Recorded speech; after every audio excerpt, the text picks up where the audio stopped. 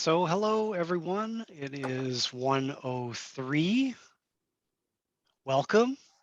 My name is Lucas Rickert. I'm a prof in the School of Pharmacy at UW-Madison, where I teach and write about intoxicants, medicines, pharmacy, and mental health. I'm also the historical director at the American Institute of the History of Pharmacy, which is celebrating its 80th anniversary this year. And if you're interested in this small nonprofit organization, the AIHP, I encourage you to have a nose around the website and maybe take a quick gander at what the Institute actually does in programming such as this, in collections, uh, and in uh, and in publications. And I think you're going to be pleasantly surprised. So some practicalities right off the top. Please, we're all Zoom experts by now, but keep yourself muted to help the speakers and everyone else hear as best they possibly can. We're going to have a Q&A at the end. And so during that Q&A, please use the raise hand function, and myself or some of the others behind the scenes will will encourage you then to unmute yourself and ask a question of our panelists. So why are we doing this? Well, both UW-Madison and the AIHP have a long history when it comes to teaching and writing about dangerous drugs and magic bullets. And what we've done over the past few years, just as a couple of examples, is hold seminars, which are basically just seminars around different topics. So there is, if you're interested in the history of cannabis or other substances, you can check out the link that's just been put in the chat and watch at your leisure. Also at UW-Madison, we've also launched just recently the first in the World Psychoactive Pharmaceutical Investigation Master's Program, which is fully interdisciplinary and is set to train up professionals who are going to be working in industries such as the cannabis industry or the psychedelics industry in the years ahead. So what you're here to listen about cannabis and a project that we have initiated and recently sort of completed here. You can't think critically about pharmacy and drugs, including cannabis, without thinking about race and class and gender, as well as politics. These are all folded into one another and very inextricably linked. The scheduling of a substance such as cannabis impacts law enforcement, it impacts race in society, it impacts pharmacy practice, as well as issues of social justice and equity. And then even more broadly, it impacts the economy hugely. And so the exhibit, Contested Cannabis, we are seeking to educate and also ask how cannabis has influenced politics, race, and the economy in Wisconsin, but also more generally. And so we show how cannabis has shifted from being a medicine to a dangerous drug and back to being a medicine again. So I really encourage you when you have a free moment to check out this wonderful online exhibit and some of the resources that are available to you free. I have to thank the Wisconsin Humanities for their generous support in enabling us to do this work and enabling a conversation that is, we feel at least, critically important, not only now, but in the years ahead. And as part of that conversation, what we're doing today is bringing together a group of individuals who are knowledgeable, fun, cool, and we're looking forward to having an open and free dialogue. We have, first of all, Emily Dufton, who's a drug historian, a writer and researcher. She's based in the Washington, D.C. area. She is the author of the wonderful book, Grassroots, The Rise and Fall and Rise of Marijuana in America. And you can check out some of her other writings in the Washington Post and on Time, on CNN, The Atlantic. And you have to make sure that you look out for her forthcoming book, which is called Addiction Inc., how the corporate takeover of America's treatment industry created a profitable epidemic. We have with us also Natalie Schmitz. She's an assistant professor in the pharmacy practice division here in the UW School of Pharmacy. She's a faculty leader of the University of Wisconsin Carbone Cancer Center and the Cancer Pharmacology Lab.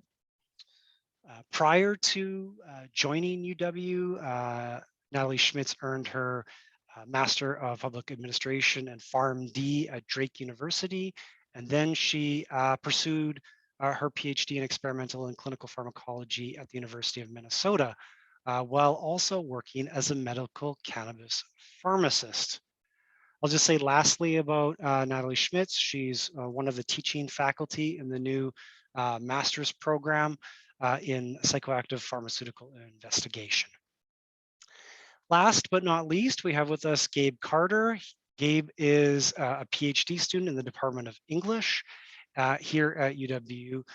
His interests include the rhetoric of health and medicine, as well as critical drug studies. Gabe was hugely instrumental in the researching, in the writing, and the gathering of images for our online digital exhibit. So I have to thank him hugely for the work that he put in.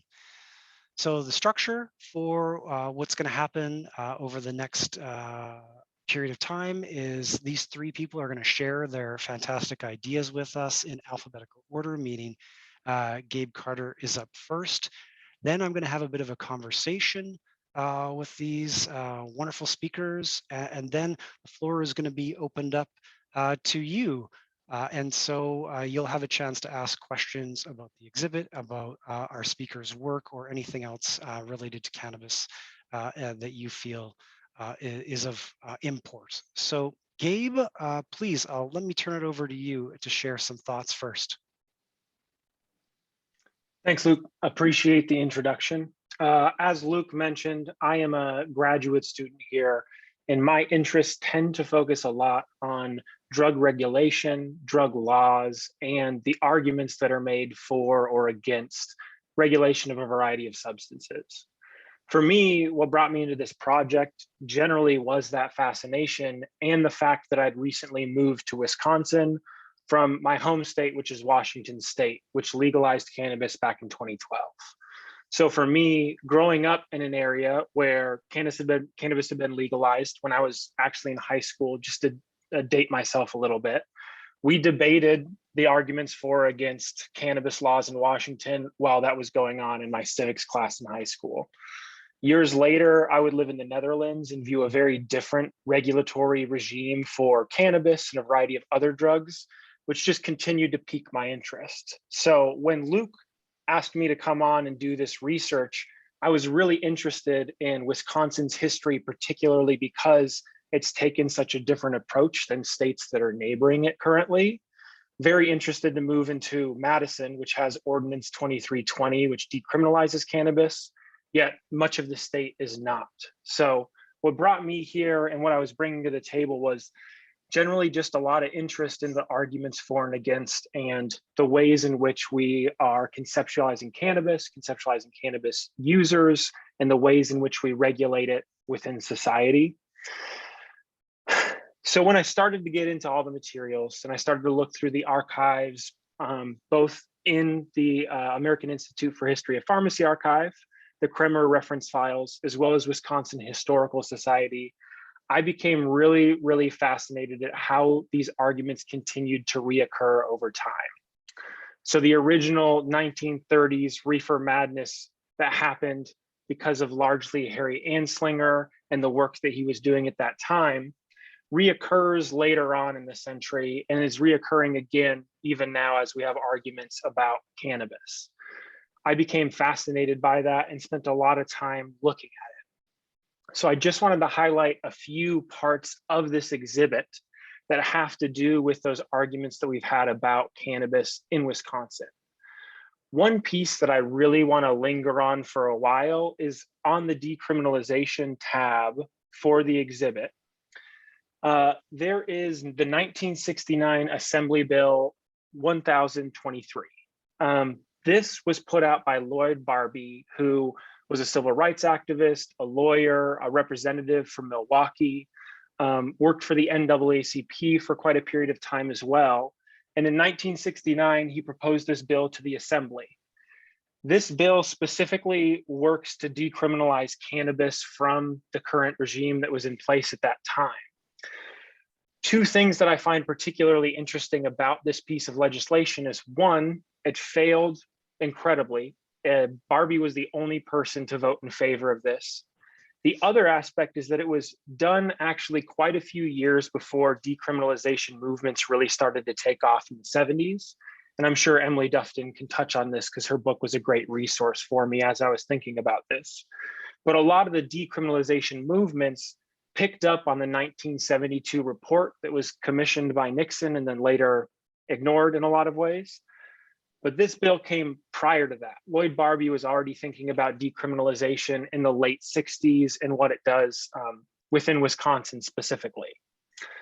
A piece that's actually right below that from Lloyd Barbie is another statement that he gave to demonstrators in 1972 in April. Basically, what he actually argues for here is even further than cannabis decriminalization. He argues for the full legalization and regulation of all drugs. And he makes the argument that the state should have no intervention into people's choice to consume drugs, except for the purity of those substances and regulations for harm, basically.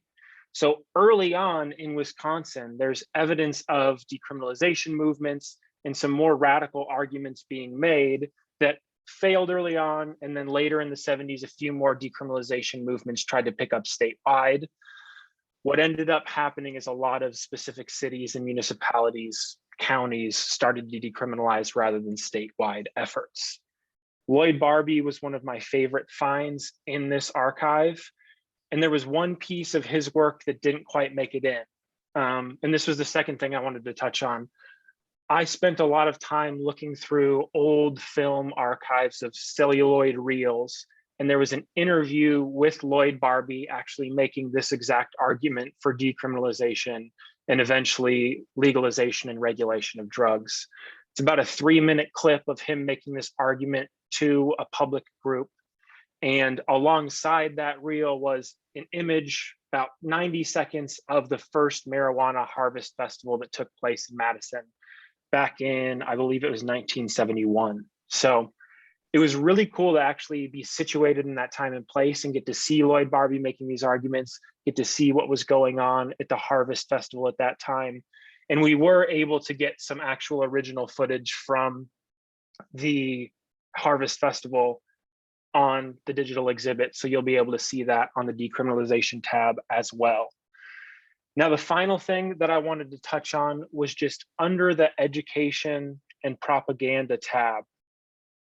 The last one that we touch on, there's a lot of really, really great images of how cannabis has been framed when it was considered a dangerous drug, when it was considered a medical use, and then eventually as it weaved back and forth between those two.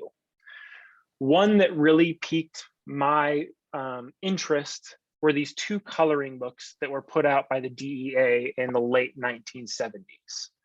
The reason why these interested me in particular is that the young people and the youth is often one of the most contested figures in cannabis debates. Emily Dufton's work touches on this as well, so I'll leave a lot of that for her. But these two specific coloring books show the DEA trying to specifically target young people and teach parents ways to talk to their children about drugs. Both of these repeat this phrase on almost every single page that, quote, only sick people need drugs. And that's kind of the adage that gets used over and over again to teach young people about drugs, to teach parents about how to talk to young people about drugs. And that figure of the young person who's consuming cannabis comes up constantly. Going back to when Washington legalized, one of the biggest arguments against was that it would make it more accessible to young people. So that's another fascinating part of this history that I think is really important to what we're doing here. And I think with that, I will pass it off to Emily, if that's okay. Thank you.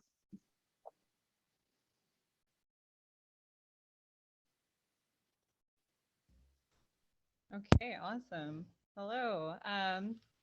Well, hi everyone.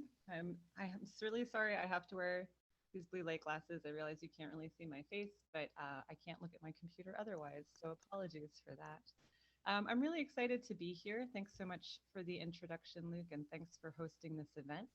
As Luke said, I'm a drug historian, and my first book was about the various forms of grassroots activism that formed for and against legalization from the 1960s to about 2016, when my editor demanded the manuscript.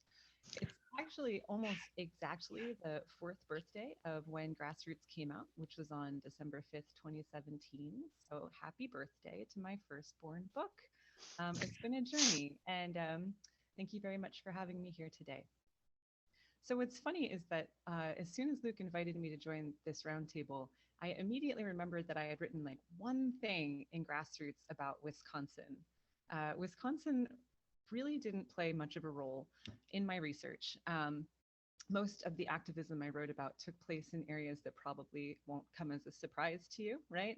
New York, San Francisco, Washington, D.C., but others will possibly.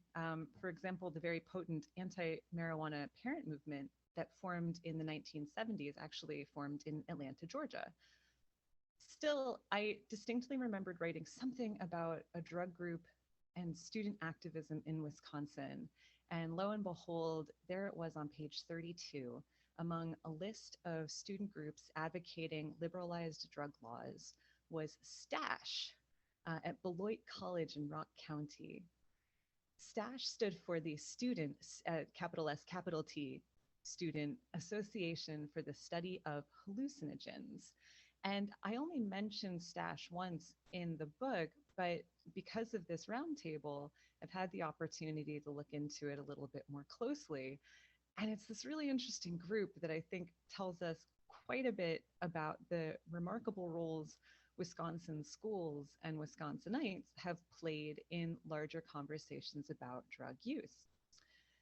So STASH was first conceived of in 1968 by two Beloit College students whose names were James Gamage, or Gamage, I'm not sure, and Edmund Zirkin, who were both 22 at the time. I'm going to call him Gamage.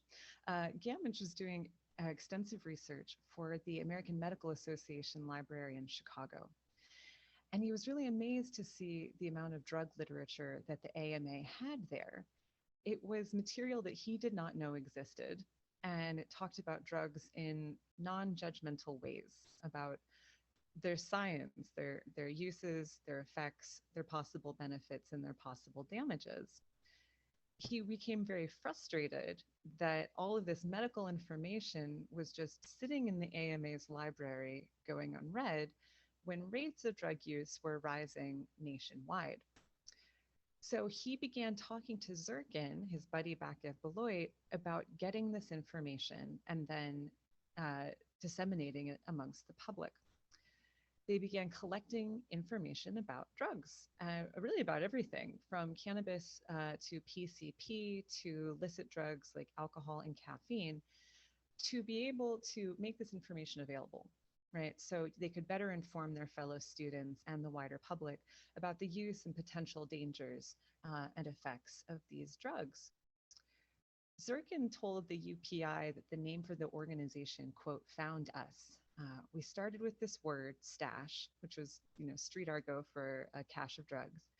And we worked around it to get our name. We really wanted the kids to identify with us, right? He was forming this organization to have people identify with them and be able to disseminate this information to them. But what's interesting is that the style of stash was not particularly from the street. The group's emphasis, Gamage said, was to be straightforward and factual with no moralizing. Quote, "We don't try to put anything over on our audience. We just try to give them non-biased information so they can coolly look at it over and rationally decide," which is like, what a beautiful image of your readership, right? Don't we all wish our readers would coolly look over our information and rationally decide things? So whether anyone decided to use drugs or not use drugs was not Stash's concern. Gamage said that, "I see our role as science education, not as a father figure telling anyone what to do." Stash's official position was that, quote, "There are no bad drugs, only bad ways to use them." So by 1971, about 3 years after the organization was founded, both Gamage and Zirkin had dropped out of Beloit and focused on Stash full-time. They chartered with the state as a nonprofit educational organization, built one of the biggest and most extensive drug libraries in America, acquired an early computer system to help classify and search drug literature, and they even started a publishing business that by that time was grossing $60,000 annually, which ain't bad, right? In 1971. They had a 12-person staff that pursued research and library services. They organized national symposia on various aspects of drugs and their use, and they pursued public speaking jobs. So they would send their members to talk about the uses and potential dangers of drugs to schools, social groups, and communities in the area.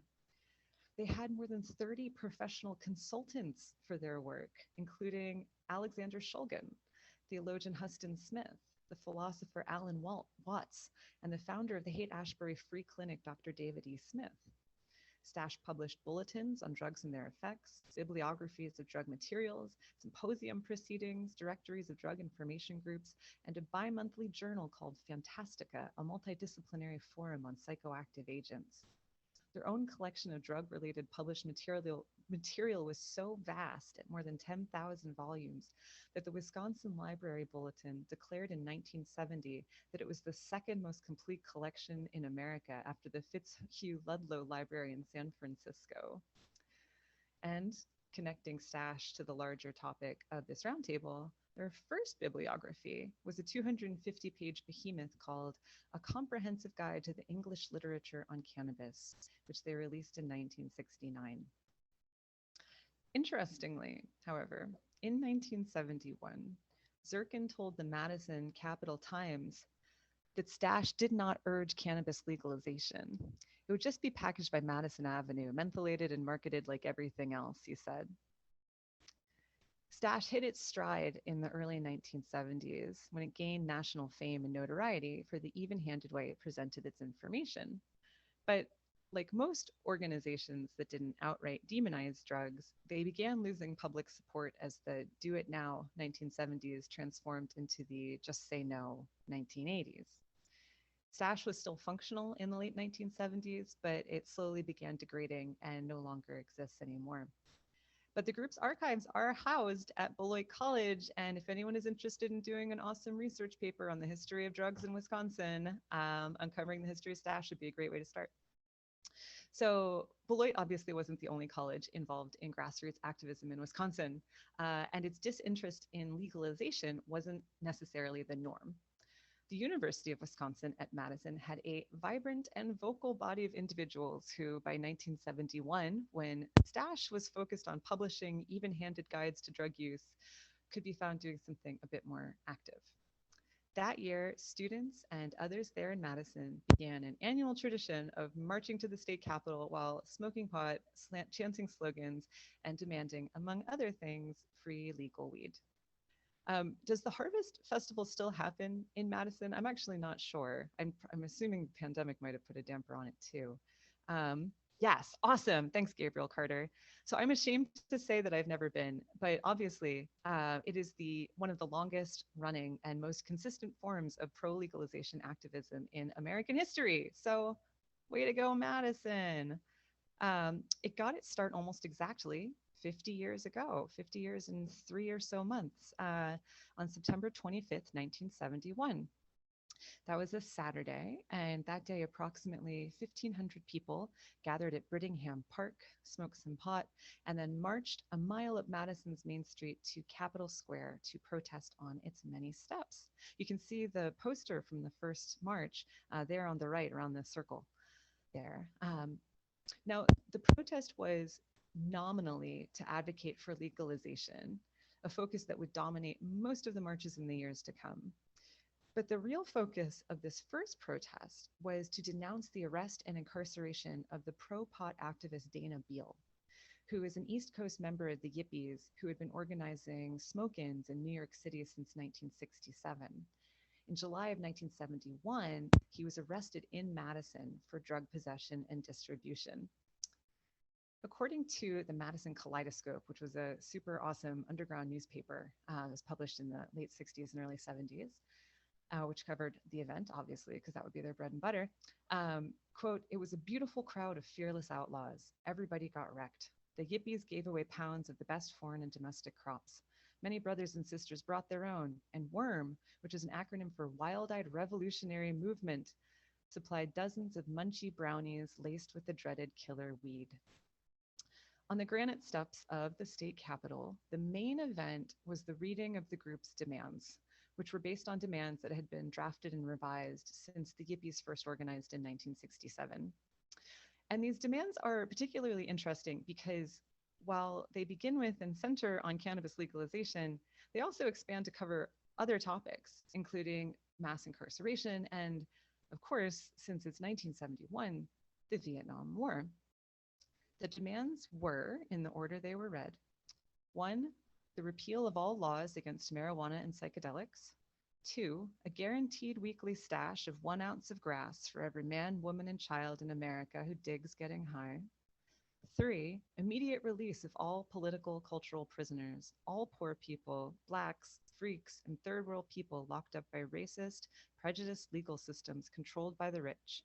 Reparations must be given to victims for jail time and for torture and murder committed by police and jailers. The government must accept the People's Peace Treaty with the Vietnamese and agree to purchase at least $500 million worth of Vietnamese grass, 62,500,000 kilos, that is outlined in math in the demands, annually, to implement demand number 2, and to dismantle the CIA smuggling conspiracy, which currently brings 80% of the heroin into the US. Now, it's this last point that is particularly interesting to me.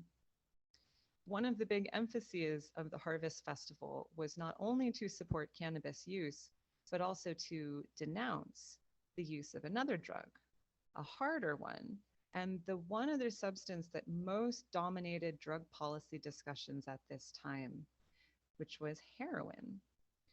And this was made explicitly clear.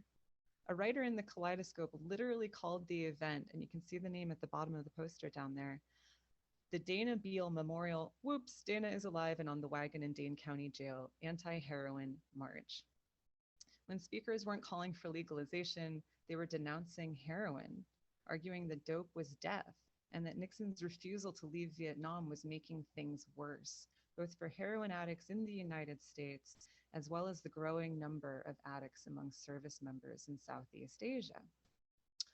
Alternatively, however, at least at the march, pot was life. An anonymous author in the Kaleidoscope wrote, quote, "We were there for something too, to openly break the archaic marijuana laws, to smoke dope, to free Dana, to free you, me." If heroin addiction was seen as slavery and death, pot was seen as freedom and life. And most interestingly, it was also extremely nonviolent. Not a single arrest was made at the first Harvest Festival March, which was not something you could say at the enormous and sometimes violent protests that rocked the country earlier that year. The May Day protests of 1971, the whole world is watching. That was just a few months earlier. I'll stop here because we have other speakers and a Q&A session coming up. And I know that in attendance is Eric Sterling, who has attended several harvest festivals himself, who knew some of Madison's principal activists quite well, and who can speak much more authoritatively on the history of the festival since. So I'll let him fill you in on that. But I would just like to close with the thought that Madison and Wisconsin have played really active and important roles in the debates over cannabis legalization in the United States. It's like you guys and Ann Arbor are just really carrying the torch over there. But there's also this really Midwestern flavor to how you do your activism here. And I don't know if I can explain it because I'm an East Coaster and I don't fully understand your ways, but I sense it. I sense that there's something distinct about activism in the Midwest. And maybe it's something we could talk more about in the Q&A after Eric tells us everything he knows. So thank you so very much. This was a lot of fun.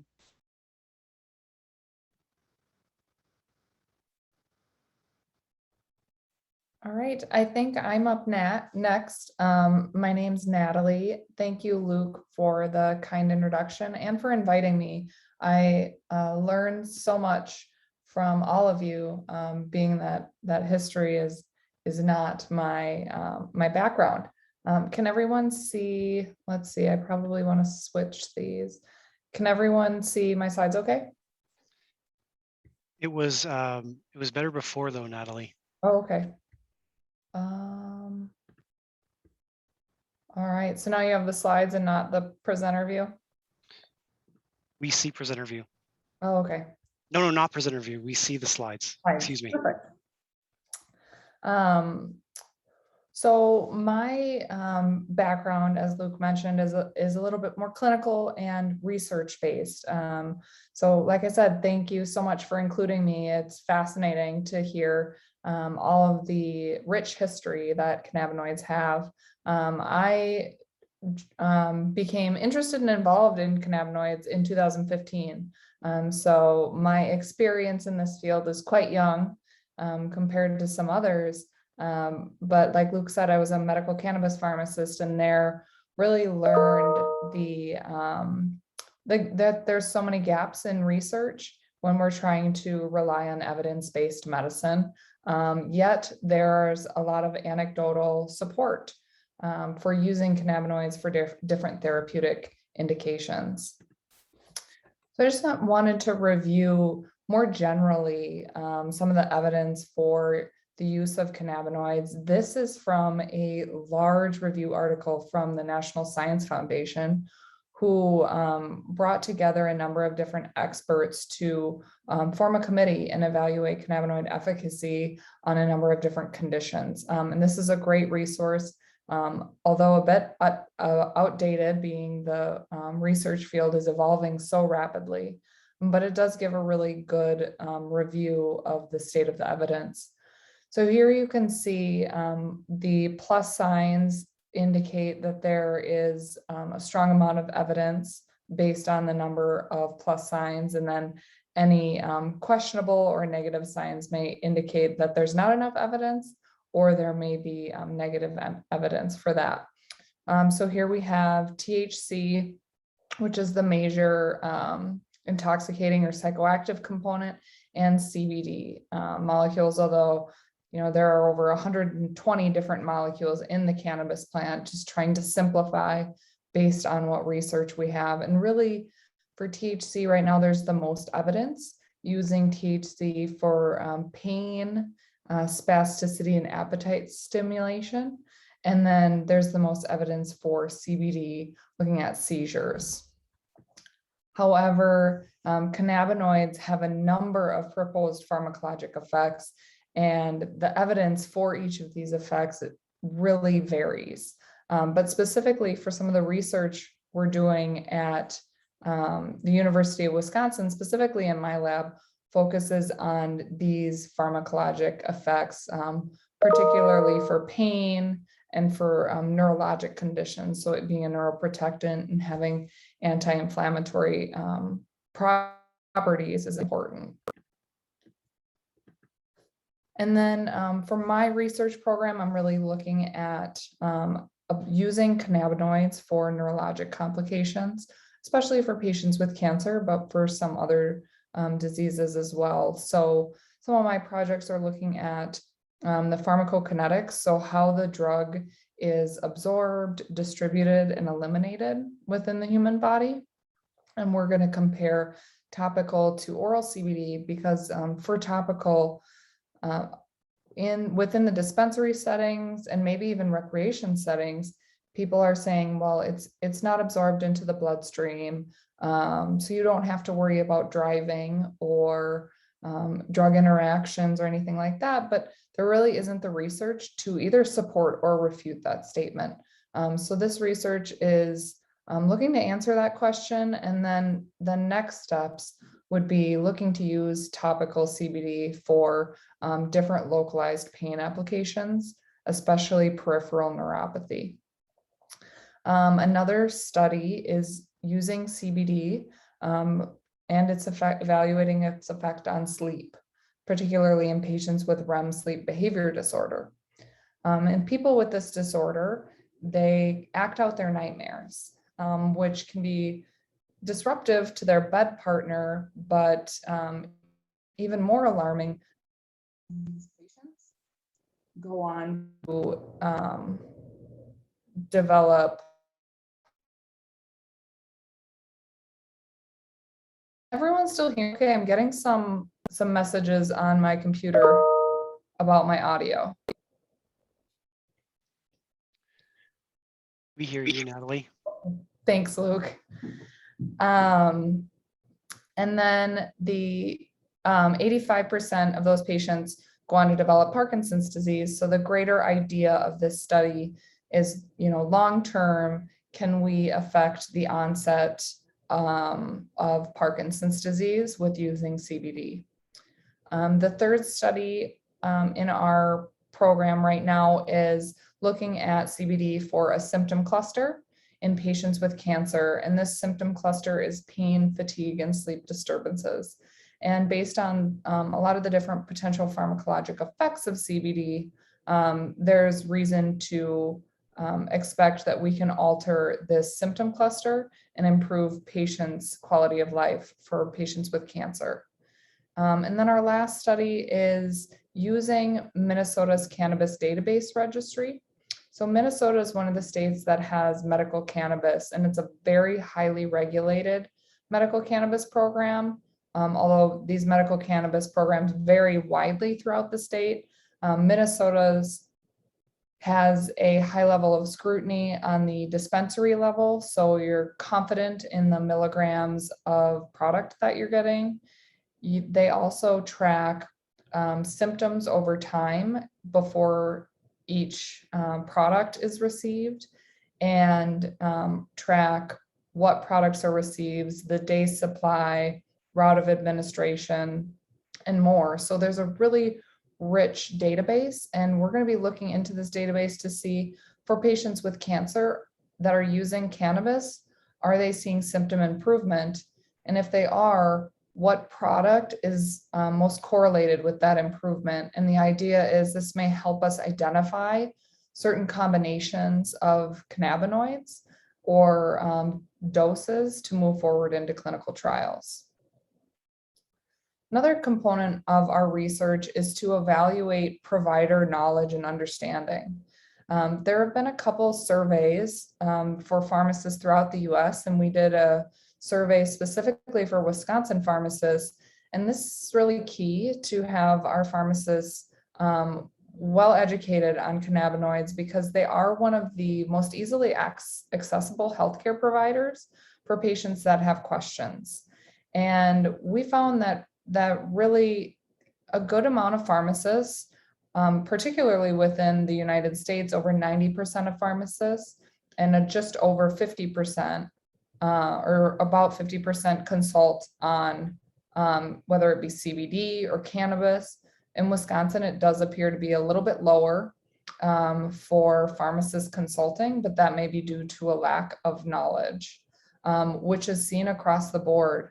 Really, pharmacists are reporting a lack of knowledge for whether they should recommend products, how to evaluate patient risks and drug interactions, and really they widely recognize that they need more education. So to try to address this, one of the things that we're doing within the University of Wisconsin School of Pharmacy is building some lectures on cannabinoid therapeutics into our required curriculum, but also offering an elective for pharmacy students, as well as this course is a required course in the new master's program that Luke mentioned. And so this just gives a little bit of an overview on what that course looks like and what we're discussing. And this covers everything from history, agronomy. We review the endocannabinoid system, pharmacology, cannabinoid pharmacology, and then we systematically work through the evidence for different potential indications, whether that be epilepsy, neurodegeneration, pain, cancer, and psychiatric indications are just a few that we go over. So that's kind of a general broad overview of some of the things that we're doing here as far as research goes clinically at the University of Wisconsin. Thanks, Natalie. Really appreciate that. I've got a bunch of different questions for our speakers, but before I ask them a few questions, I wanted to invite Greg Bond, who is the head archivist and also the assistant director at the American Institute for the History of Pharmacy, just to say a couple of words, or maybe more than a couple of words, about what actually went into the creation of the exhibit. So sort of a behind the curtain, behind the scenes overview of what was happening. Thanks, Luke. This roundtable has been really interesting today. I've loved to hear the different perspectives from the presenters so far.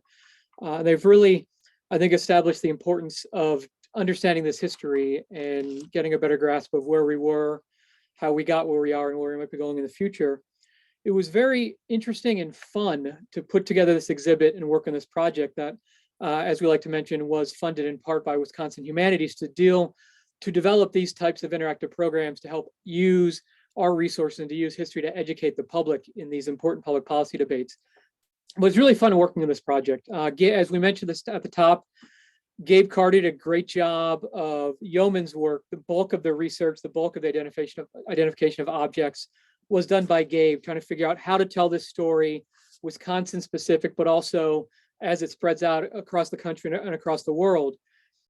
For me, the tricky thing was finding where to look in a history of pharmacy archive for resources about the history of cannabis, marijuana, and hemp.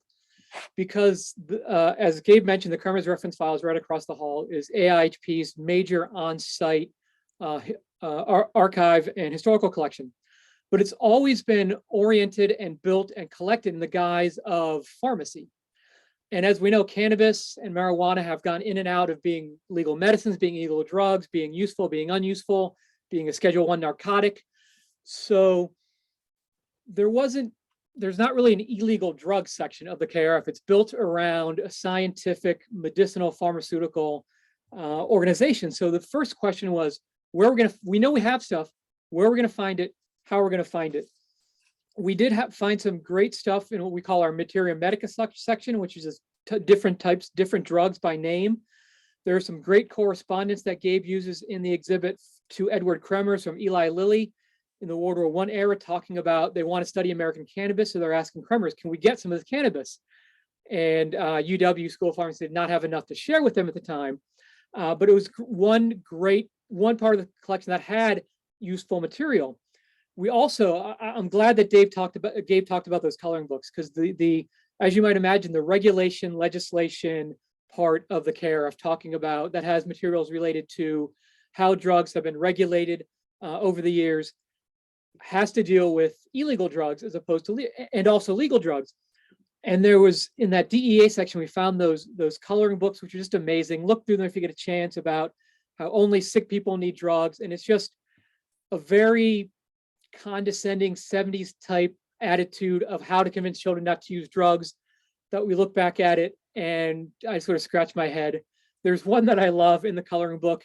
It's a multiple choice. There's an animal hiding behind a tree selling some drugs, and the multiple choice is, what do you do if someone offers you drugs? Let me try to find it here so I can get exactly, I may not find it, but it is, there are a couple choices like run away, call the police, tell your parents, or tell all your friends. And I kind of like joke, isn't E, tell all your friends, the correct choice of giving away drugs? So it's just, these comic books or these coloring books are a great way to get at how the federal government is conceptualizing the schedule, illegal drugs, and how they're trying to convince people not to use them. And they're just great resources that I think Gabe and I love finding them and are put them to good use. And we're trying to thinking about writing more about them. It's just great sources. And we also, since cannabis and marijuana has gone in and out of the legal regulatory scheme over the years, we found some useful material in our pharmaceutical manufacturer section. We have a bottle in the exhibit, Park Davis, a tincture of cannabis in 1928. And we have a large run of pharmaceutical trade catalogs that have ads and prices for cannabis, different types of cannabis in the early 20th century. So the first great interesting challenge to me was where we're going to find stuff in our own collection. And we were able to figure out how pharmacists might have thought of cannabis and marijuana over the years to find some interesting material. We also, as Gabe mentioned, found some really great stuff at the Wisconsin Historical Society. I was hoping there'd be stuff in the Lloyd Barbie papers because I just knew from general knowledge that he'd been a decriminalization advocate, and Gabe found some great stuff and really pushed back the decriminalization advocacy in Wisconsin and around the world and around the country several years earlier, I think, by looking at some of the stuff Lloyd Barbie did. The posters we see of the, I guess I could share my screen again for the posters. The posters from the first annual Marijuana Harvest Festival are from a social justice collection of posters at the WHS, which has all sorts of 60s, 70s protest stuff, including stuff related to drugs.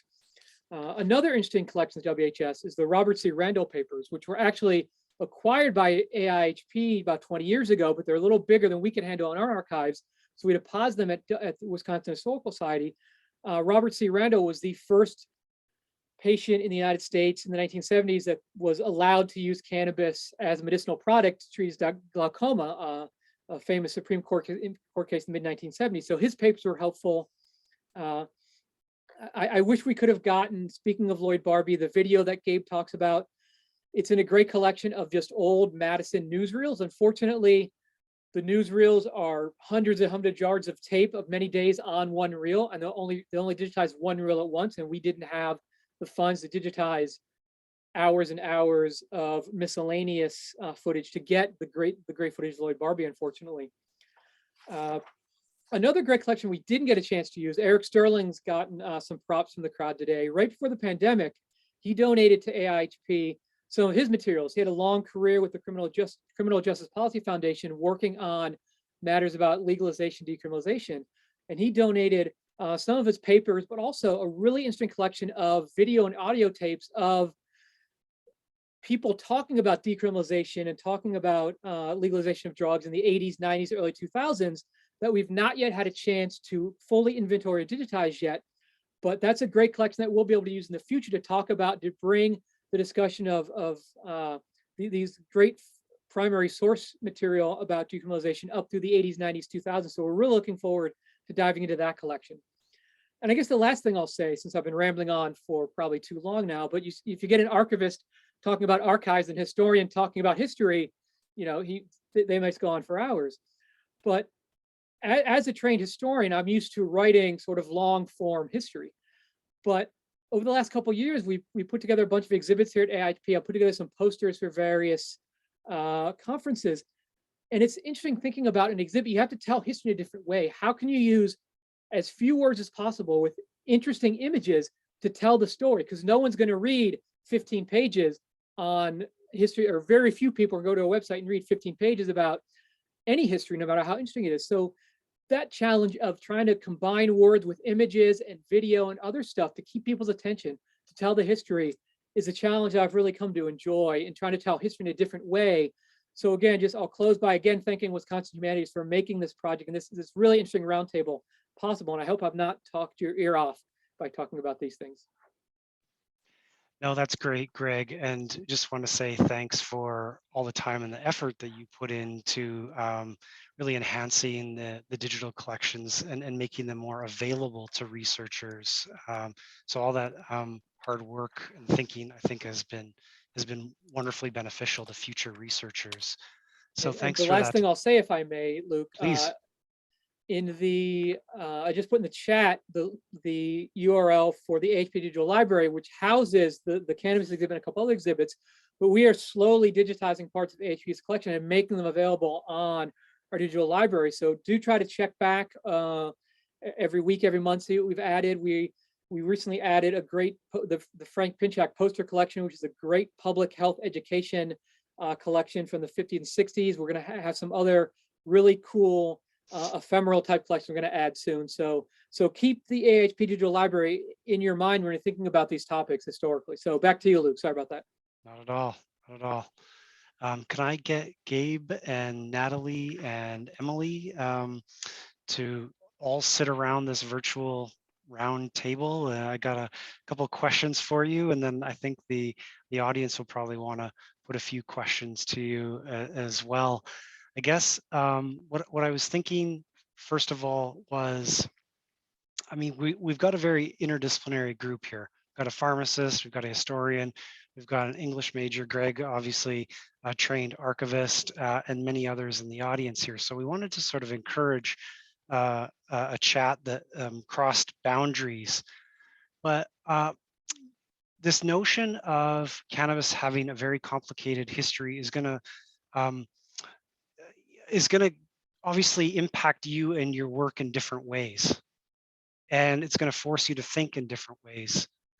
So, Natalie, first of all, I wanted to know, what have been maybe some of the ups and downs that you've faced as a cannabis pharmacist, trying to navigate some of this sort of complicated backstory?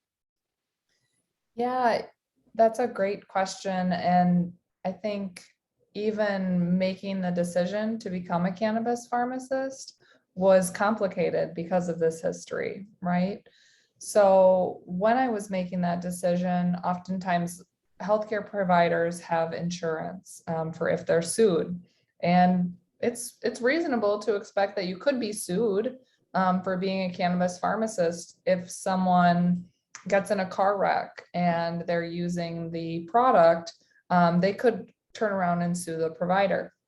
However, because of the federal legality of cannabis, I was unable to acquire insurance. So it was a little bit of a roll of the dice, cross my fingers, hopefully nobody sues me. But that was one of the things I had to consider. Another is that cannabis is federally illegal and I'm distributing cannabis. Even though it's legal in Minnesota, what we learn is in pharmacy school is you should follow the more strict of the two laws, and federal trumps state law. So hypothetically, I could have been arrested federally. So, I mean, there are a lot of concerns just with taking the job to begin with. And then beyond that, having patients come in that are interested but hesitant because of the complicated backstory. Maybe it's someone's mom or grandma that could benefit from cannabinoid therapy, but is really hesitant because doesn't want to be viewed as a pothead, or thinks that this could scramble her brain, or a lot of other things that they had seen in the media, those scare tactics. I think over time, things seem to be evolving and people are becoming more comfortable with cannabinoid therapeutics, but this complicated backstory and even current politics definitely present some obstacles for both patients and clinicians in this space. Interesting, really interesting. I guess, Emily, just to follow up on that, a different type of therapy that maybe people are more used to is opioids. It doesn't, and what I wanted to try and get at with you and your work on the history of cannabis is how it connects with your work on opioids, your new project on opioids. I know that's not a very articulate question, Emily, so I apologize, but do you have some thoughts about through lines and connections? Sure, and I did not think it was inarticulate at all. I thought it was great. Yes, well, so I think, when I was researching grassroots, and it started as like my doctoral dissertation. So this project's 11 years strong now, and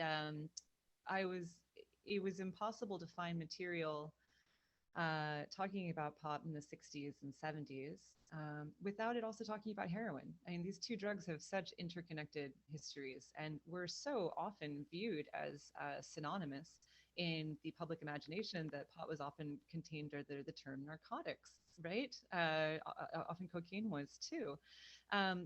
So as I was reading a lot about heroin when I was researching grassroots, but I kind of had to compartmentalize it, and I was just like, no, you're later, you come later, you're next, wait your turn. Like, just can't do this yet. I have to do pot first, and then I'll look at heroin.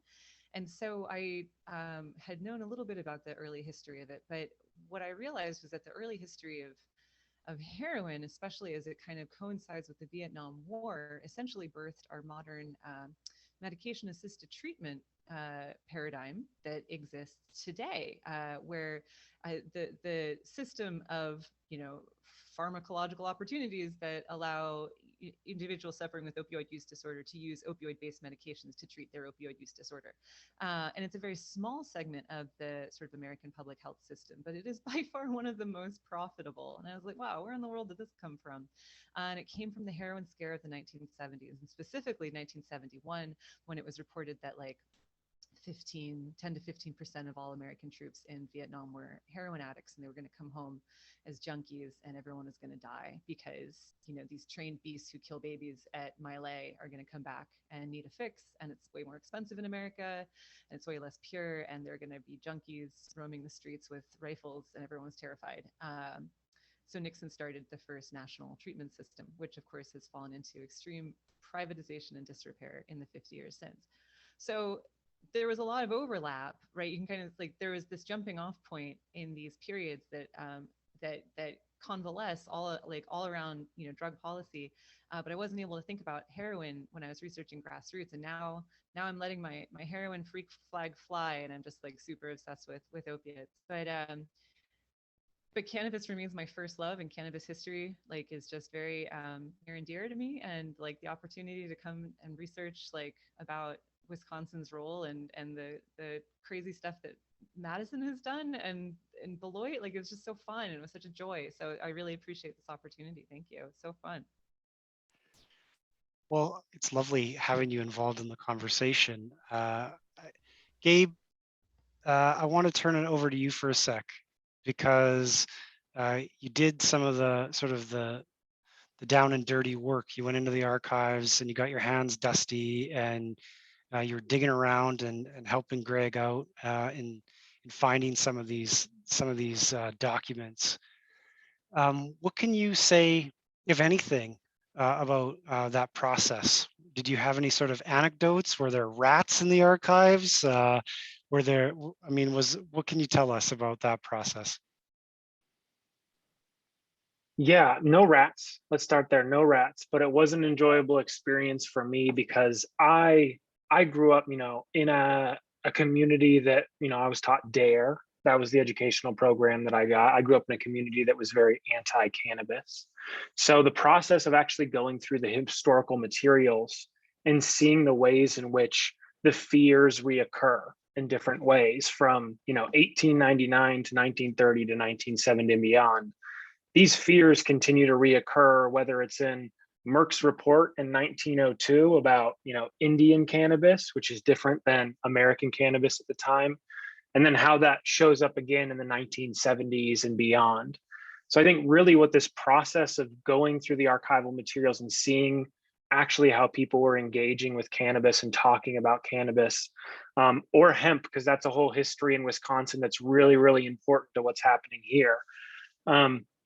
it was a process of education for me. You know, I learned a lot about where some of my own stigmas and fears around certain drugs came from, particularly cannabis.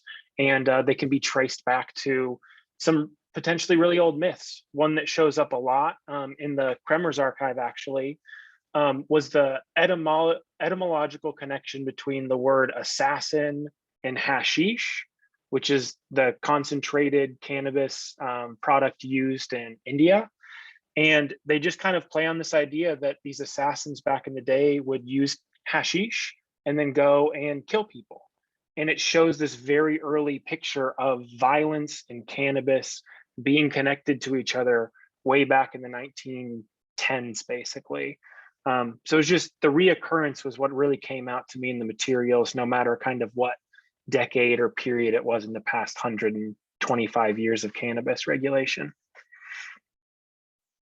Thanks. Yeah. I'm glad to hear there's no rodents of unusual size in our archives. I've got a couple more questions for you, but then I want to turn it over to the audience because I'm sure that they have things that they want to ask. And just as a reminder to you, if you do have a question for any of the panelists, please just use the raise your hand function, and then we'll call on you and you can unmute yourself for those of you who are out there listening. But before we do that, Natalie, I just wanted to ask you a question, if I may, about teaching pharmacists about cannabinoids and cannabis, and if you had any sort of thoughts or reflections on how that's worked out, and anything that you might say to others who would want to be teaching this sort of this subject matter. Yeah, I think that's a great question. Thanks, Luke. So far our pharmacy students have been highly engaged and interested. They're interested in the subject, and they're getting questions from their loved ones at home. You know, I heard CBD can help arthritis from, you know, Aunt Joan asking at Christmas time.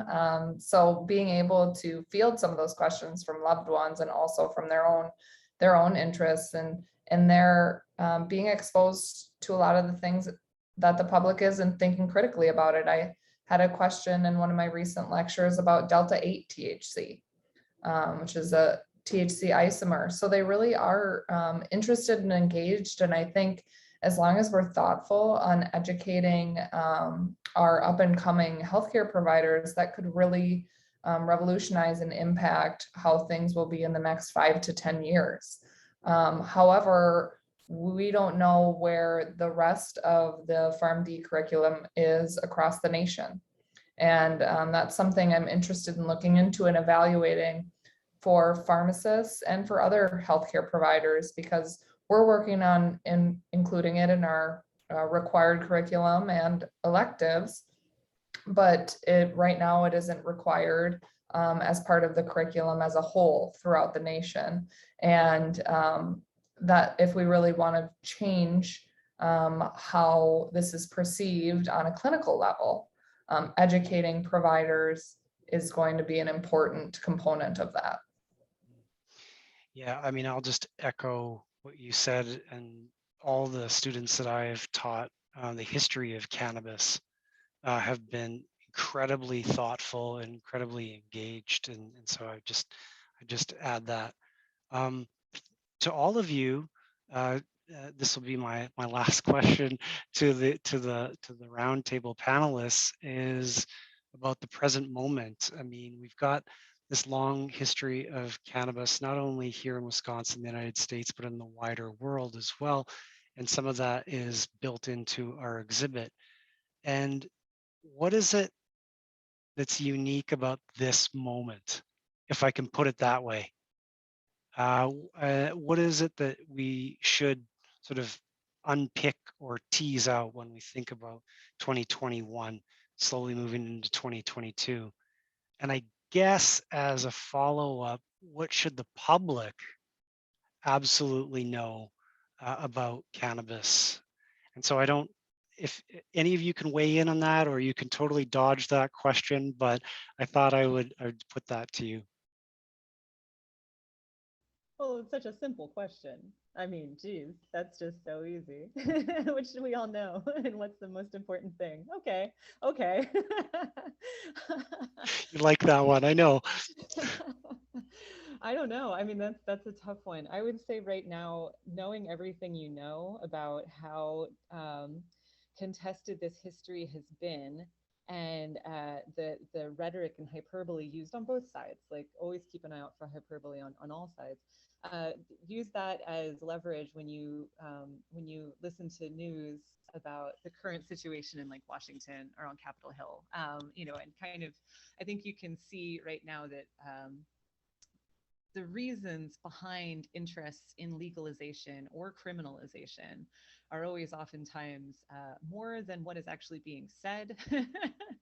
Oftentimes there are interests that may not be quite as noble as what, you know, what these politicians are actually saying. So right now, I think that it's a pretty clear money grab as far as legalization is concerned, and it troubles me to no end. And I think understanding the background of all of the sort of deeper inquiries that have gone into the debates over legalization, as far as individual rights are concerned, as far as criminalization and punishment are concerned, as well as questions of what freedom is and who can have it. You know, obviously this goes into questions of race and class. It goes into questions of mass incarceration. Like if you think about all of that going into when people are talking about pot on Capitol Hill now, it's be like, okay, well, if we're going to ignore all that and just go straight for the money, it's happening. So I'm skeptical. And that's I don't have like a fully fleshed out, like, this is everything you should know, but I am going to be the doubting Thomas over here about everything that's happening. I have questions and concerns. I hate to say it. That's a good place for me to jump into, because my note was, one thing about this current moment is that the commodification of cannabis is like nothing I've ever seen before. I mean, Emily, you talked about this in your book, that paraphernalia for cannabis was one thing that parents latched onto to try and push cannabis away. But now if you go to Washington State, it's a lifestyle thing, right? It's commodified, and it's mainly 10 major distributors and growers who are pushing this. And so I think what I would want to leave people with is that all of these choices to regulate have different effects. So the choice to decriminalize versus legalize and only have it recreational versus have it medical, expunging records, having home grow, all of these nitty gritty details have real tangible effects on people. And so for me, I feel that if we're going to have a conversation about cannabis, it needs to be social justice oriented. We need to be talking about expunging records of people who have been harmed by the drug war. We need to talk about reinvesting in those communities that have been affected, and thinking about things like home grow so that medical patients have access to what they need. So I would really push towards having a conversation that brings in the drug war, mass incarceration, and all the social justice issues that come with it. Amen. Absolutely. And as far as, you know, what the public should know, I come from a more maybe conservative and clinical lens, in that all drugs, whether they be prescriptions, recreation drugs, have benefits and risks. And that's true for cannabis as well. And there's a lot we still don't know about cannabis, but there are definitely therapeutic applications. And to understand that, we need to do rigorous, high quality research. And to better understand the risks as well, we do know that there are some signals of populations that should not use cannabis, particularly adolescents and young children. That there can be long-term cognitive effects potentially, and people with a familial or personal history of certain psychiatric disorders. Although, as Eric said in the chat, there is no lethal dose of cannabis. It could, for some people, have life-altering effects. Although for the large part it's safe, it is important to consider that it isn't a cure-all, and that it does come with risks as well. I really appreciate all those perspectives. I was trying to come up with a more difficult question than that. Unfortunately, that's the one that it was as tough as I could come up with. But sadly, I wasn't able to stump any of you. That's what I'm trying to do, obviously. And but that wraps up the questions I've got for the group. And now I want to turn it over to the audience. If there are any comments or questions, please use the raise hand function and you can just unmute yourself and we can go from there.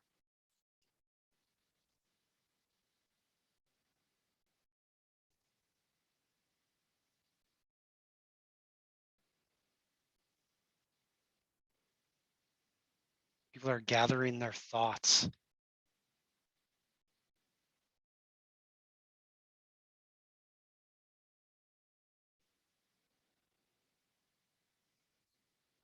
Please, Nicholas. Hi there. Nicholas Medaffer. I'm a physician here in Columbia, Missouri. I'm on leave from the VA, but I'm a staff physician in pain management there and board certified in that and physical medicine rehab. And I'm a graduate of University of Wisconsin residency there in PM&R. I was invited by this meeting by Walt Shallak, who I think is in the history department, and I really appreciate him. I don't see him on the list, but he opened it up to me, and I gave my grand rounds in residency up there on basically the green elephant in the room and how the cannabinoid system is a complete pharmacological powerhouse within the body that just hasn't been studied. And I just want to, just my background, thank you. And I applaud everybody here who's listening, and also for the people who put this presentation together. And it's just wonderful to hear this. My question, I guess getting to the point, is in terms of the use of cannabinoids, is there, the presenters on this presentation, is there a way that you see forward to delineate individual cannabinoids from synergistic mixtures of cannabinoids in terms of regulations, in terms of things that, I guess, how would you delineate the difference between those two when describing it with patients? Anyways, let me know if that I need to clarify that, but.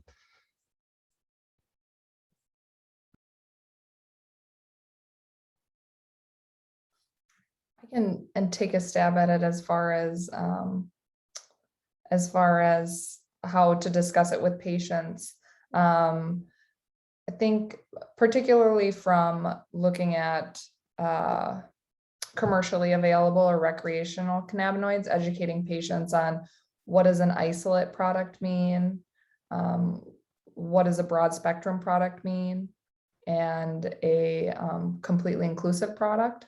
So an isolate being one cannabinoid, broad spectrum meaning everything except THC or THC in a very small quantity, or an all-inclusive cannabinoid product, including THC and many other cannabinoids. So I think educating them on the difference between those products, but still there isn't, for some diseases, there is the research to support specific cannabinoids or certain combinations, particularly thinking about Epidiolex, the FDA approved CBD for seizure disorders, or the Sativex or Nabiximols approved in many other countries, hopefully in the US somewhat soon, combination of THC and CBD for spasticity, particularly from MS. But I think there's a lot that we still have to learn on what combinations or what specific cannabinoids are best for certain conditions. And I think that's going to be a long process, because there are an infinite number of combinations, percentages of combinations that are possible.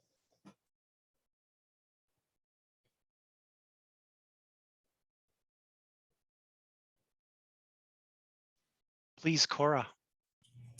Hi, good afternoon, everyone. My name is Cora Brumley. I'm currently enrolled in the PPI Capstone Certificate Program. A little history about myself is I grew up in Madison, but I left the state in 2006 and had a career in NCAA athletics for 18 years and now I'm pursuing other interests. I'm going to ask sort of a political question. Wisconsin State Legislature, members, have probably articulated their medical concerns, but I'm also curious if anyone has any insight into the role that perhaps the Tavern League of Association, which is well known for being having an outsized power in Wisconsin politics, how that they may have impacted that by viewing cannabis recreationally as a economic competitor. And so wanting to oppose deregulation because they viewed it as, a competitive product to alcohol. Great question. Thank you. Yeah, I can't speak specifically to specific actions they've taken, but I know from having lived here and being attuned to the debates, the Tavern League is for people not from Wisconsin, is the association of bars, statewide association of bars and taverns in Wisconsin that does have a lot of political power. Wisconsin's the only state, for instance, that your first DUI is not a criminal offense because the Tavern League has objected to that for years. My understanding is that they basically do want to try to keep a monopoly or as much monopoly as they can on perhaps available intoxicants in Wisconsin. So I can't point to specific acts, but the sense I get is that yes, the Tavern League is not perhaps on the size of legal cannabis for the reasons you've identified, but it would be very interesting to look into that more because of the political power of the Tavern League in the state, no doubt.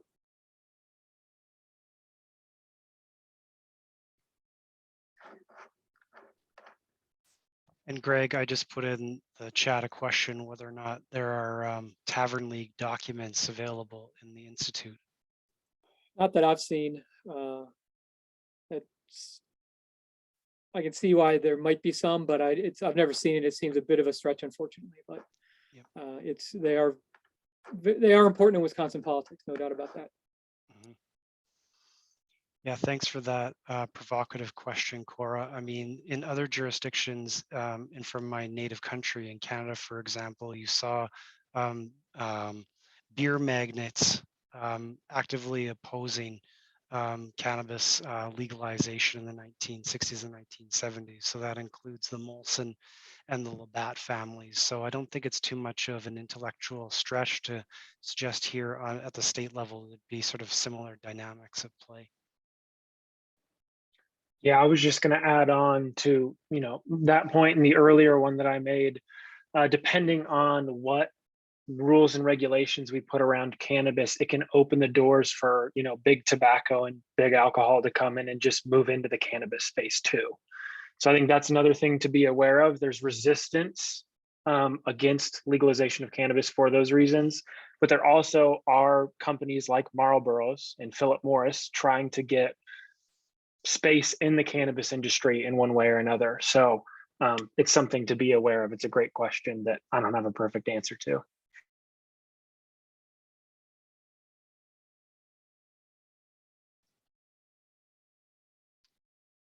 At this time, I don't see any other hands raised, and so I'll pause for 5 seconds and see if anyone wants to raise their hands or speak. And if not, I will thank my amazing speakers for taking the time out of their busy schedules to be here today to help celebrate this new exhibit and really to help celebrate the American Institute, the History of Pharmacy's move into digital collection space.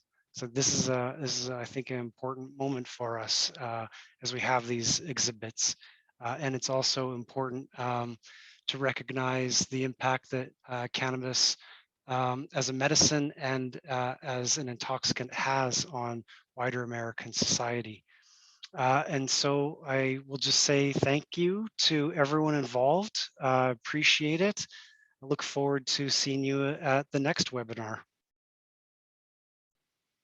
Awesome. It was a great event. Thank you so much for having me. It was really fun. Thanks, Emily. Thanks, Natalie. Thanks, Gabe.